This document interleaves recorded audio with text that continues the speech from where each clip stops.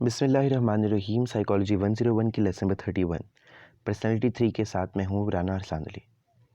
इस लेक्चर में हम बात करेंगे इंटरव्यू की, कुछ साइकोलॉजिकल टेस्ट्स की, ऑब्जर्वेशन और बिहेवियरल असेसमेंट्स की, सेल्फ रिपोर्ट मेजरमेंट की, प्रोजेक्टिव टेस्ट की, और आखिर में हम बात करेंगे इंटेलिजेंट की, जिसको हम अगले चैप्टर तक कंटिन्यू करेंगे। इंटरव्यू टेस्ट का ऐसा तरीका है जिसमें आप फेस टू फेस इंटरव्यूई और जो इंटरव्यूअर है वो होते हैं। इसमें आपके वर्बल यानी आपके जो ज़ुबान से निकले जाने वाले अल्फाज और नॉन वर्बल यानी आपकी जो हरकत और सकनात हैं, इन सब का जायज़ा लिया जाता है एक साइकोलॉजिस्ट के ज़रिए। इसमें जो साइकोलॉजिस्ट है उसका होना, स्किलफुल होना बहुत ज़रूरी है। उसके बाद है बिहेवियरल असेसमेंट। बिहेवियरल असेसमेंट में आपको डायरेक्ट ऑब्जर्वेशंस आपकी मेजर की जाती है आपकी पर्सनैलिटी को स्टडी करके। इसके बाद है साइकोलॉजिकल टेस्ट्स। साइकोलॉजिकल टेस्ट के ज़रिए आपकी पर्सनैलिटी और बिहेवियर को स्टडी किया जाता है। साइकोलॉजिस्ट टेस्ट का वैलिड होना और रिलायबल होना बहुत ज़रूरी है। इसके साथ साथ जो साइकोलॉजिकल टेस्ट है वो अखलाकियात के दायरे में होना चाहिए। Self report measures. Self report measures में आपको एक क्वेश्चनर दे दिया जाता है और आपने उनके सवालों के जवाब देने होते हैं, जिसमें एक पेपर और पेंसिल वगैरह इस्तेमाल होती हैं। इसके बाद साइकोलॉजिस्ट जो है वो उसको चेक करते हैं। इसके बाद है MMPI यानी मिनीसोटा मल्टीफेसिक पर्सनैलिटी इन्वेंट्री। इसमें हम इंसानों की साइकोलॉजिकल डिफ़िकल्टीज़ को मेजर करते हैं। ये उन पहले टेस्टों में से है जो सबसे ज़्यादा इस्तेमाल होता था डिप्रेशन को मेजर करने के लिए। हिस्टीरिया, पैरानोया, सिज़ोफ्रेनिया, इन सब चीज़ों को मेजर करने के लिए ये टेस्ट इस्तेमाल होता है। इसके बाद है प्रोजेक्टिव टेस्ट। इसमें आपको एक सब्जेक्ट दिखाया जाता है और उसके बाद आपको कहा जाता है कि इस पर कोई स्टोरी लिखी जाए, जैसे रोरस्चैक टेस्ट या फिर टैट जो है थेमेटिक एप्रिसिएशन टेस्ट। और ये जो थेमेटिक एप्रिसिएशन टेस्ट है इसमें आपको कुछ कार्ड्स दिखाए जाते हैं, ब्लैक एंड वाइट कार्ड्स होते हैं, उन पर कुछ पिक्चर्स होती हैं। फिर आपको कहा जाता है कि आप इन पिक्चर्स पर स्टोरी राइट करें जिसमें आपकी पर्सनैलिटी को रिफ़्लेक्ट किया गया हो। तो इसमें भी जो स्किलफुल साइकोलॉजिस्ट है वो आपकी पर्सनैलिटी को स्टडी कर सकते हैं।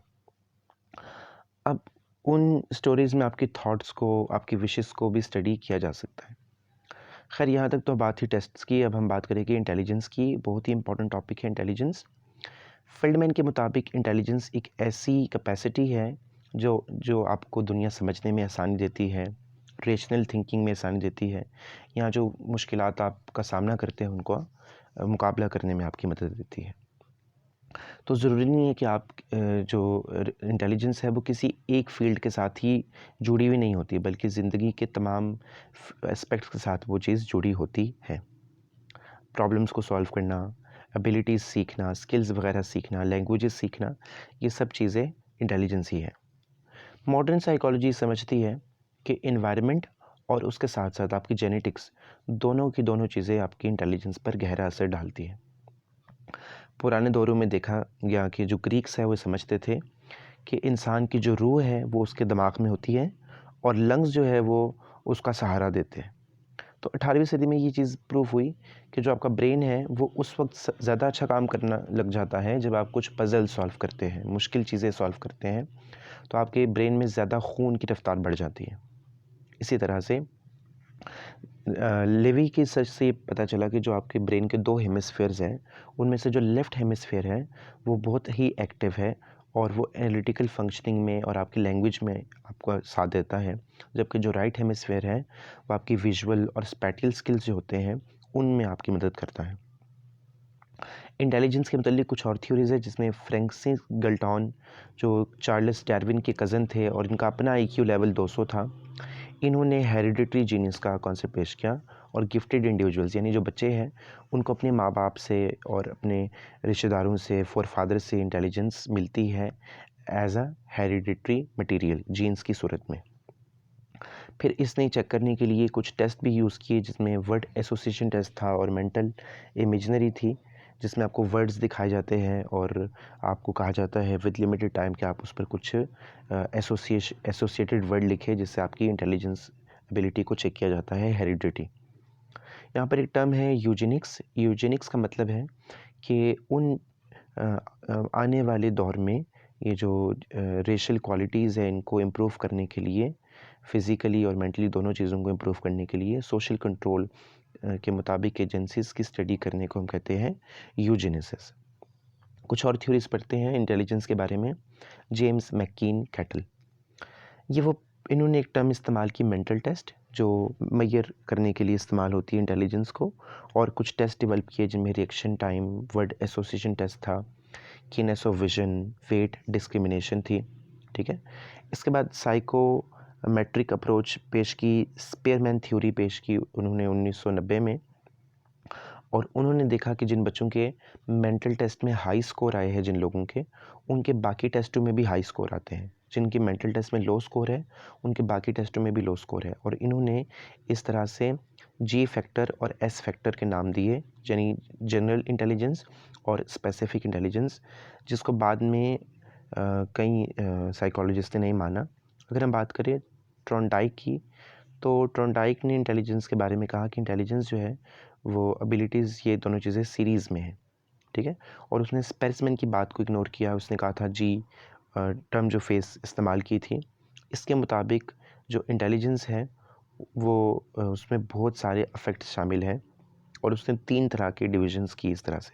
सोशल इंटेलिजेंस, जिससे आप अपने रिलेशनशिप्स को मैनेज कर सकते हैं। एब्स्ट्रैक्ट इंटेलिजेंस, जिसमें आपकी मैथ, अलजेब्रा और पजल्स सॉल्व करने होते हैं। और कंक्रीट, इनमें आपकी इकोनॉमिक्स है, आर्टिकल्चर है, बैंकिंग वगैरह है। इसके बाद हम बात करेंगे अमेरिकन साइकोलॉजिस्ट लुइस एल थंडरस्टोन, जो ये बिलीव रखते थे कि कोई जनरल फैक्टर नहीं होता, और उन्होंने 56 अपनी बीवी के साथ मिलकर 56 टेस्ट किए 200 कॉलेज स्टूडेंट के, जिनमें verbal comprehension, word fluency check की गई, उनकी स्पेटियल विजुअलाइजेशन, उनकी प्रीपैचुअल स्पीड चेक की गई, कितनी तेज़ी से वो डिज़ाइंस को समझ रहे हैं, रीजनिंग चेक की गई, नंबर्स चेक किए गए, मेमोरी चेक की गई। तो अब ये टेस्ट क्या होते हैं, इनको आप फ़र्दन ख़ुद भी सर्च कर सकते हैं। मैं आपको शॉर्ट लेक्चर में ये बता सकता हूँ कि वर्बल कम्प्रीहेंशन में आपके वर्ड्स डिफ़ाइन करने आते हैं, आपको वर्ड फ्लुएंसी, आप क्या वर्ड्स बोल रहे हैं रुके बगैर, स्पेटियल विजुअलाइजेशन चेक की जाती है।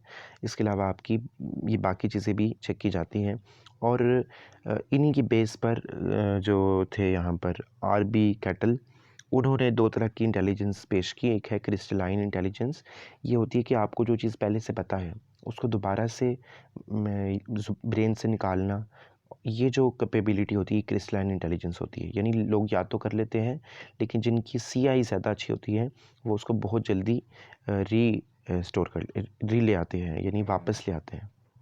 और फ्लूइड इंटेलिजेंस क्या होती हैं, जिसमें आप प्रॉब्लम्स को सॉल्व करते हैं, नोवेल प्रॉब्लम्स को। अच्छा, ये उम्र के साथ साथ कम होती जाती है।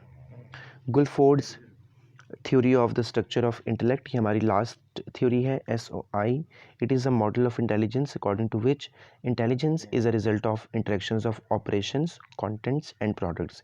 यानी 3 चीज़ें हैं, इनके इंटरेक्शन की वजह से इंटेलिजेंस बनती है। 120 सेपरेट फैक्टर्स इन्होंने पेश किए थे। बाद में जो गुलिफोर्ड ने है, उन्होंने 180 फैक्टर्स दोबारा से उसको एक्सपेंड किया। तो ऑपरेशन क्या होते हैं, कंटेंट क्या होते हैं, और प्रोडक्ट क्या होते हैं। ऑपरेशन एक पोटेंशियल है डिफरेंट थिंकिंग, जिस थिंकिंग के डिफरेंट वेज का, जैसे cognition, memory recording, memory retention, evolution. Content क्या होता है, एक पोटेंशियल जिसमें आप कोई चीज़ सोच रहे हैं, जैसे आपके विजुअल कंटेंट है, सिंबॉलिक है, सिमेंटिक है, बिहेवियर। प्रोडक्ट्स क्या होते हैं, जो आपको रिजल्ट्स मिलते हैं, उन जैसे यूनिट्स है, क्लासेस, रिलेशंस है, सिस्टम ट्रांसफॉर्मेशन है, इम्प्लीकेशंस है। हम इंटेलिजेंस को ही आगे लेकर चलेंगे इंशाल्लाह अगले लेक्चर में। अल्लाह हाफ़िज़।